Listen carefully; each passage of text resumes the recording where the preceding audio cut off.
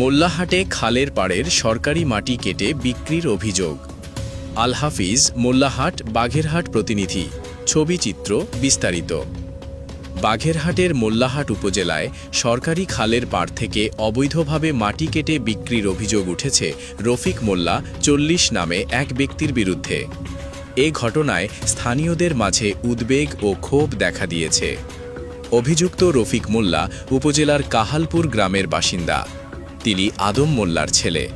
স্থানীয় সূত্রে জানা যায়, উপজেলার মোল্লারকুল বাজারের বিপরীতে অবস্থিত মোল্লারকুল খালের পাড় থেকে ভেকু এক্সকাভেটর দিয়ে মাটি কেটে ট্রলার টেম্পু যোগে বিভিন্ন স্থানে বিক্রি করা হচ্ছে।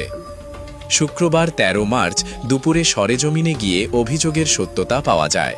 সেখানে দেখা যায় ভেকু দিয়ে খালের পাড় কেটে মাটি তোলা হচ্ছে এবং তা টেম্পুতে করে অন্যত্র নিয়ে যাওয়া হচ্ছে। স্থানীয়রা জানান, কোনো ধরনের সরকারি অনুমোদন ছাড়াই দীর্ঘদিন ধরে খালের পাড় থেকে মাটি কেটে বিক্রি করা হচ্ছে।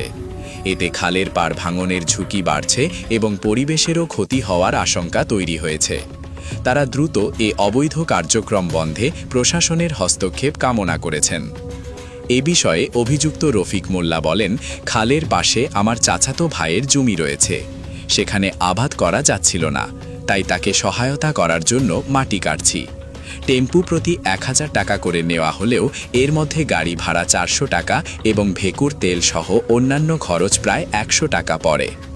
অপর প্রশ্নের জবাবে রফিক মোল্লা বলেন, সরকারি অনুমোদন না নাই হাফিজ ভাই ও হারুন ভাইয়ের অনুমতি নিয়ে কাটছি।